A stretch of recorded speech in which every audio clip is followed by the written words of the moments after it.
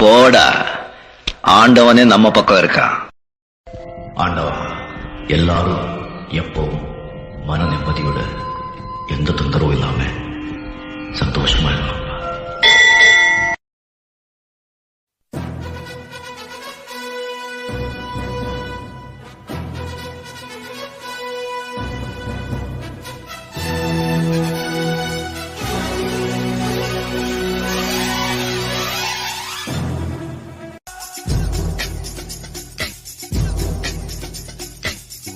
ஒருவன் முதலாளி, உலகில் மற்றவன் தொழிலாளி, விதியை நினைப்பவன் ஏமாளி, அதை வென்று முடிப்பவன் அறிவாளி.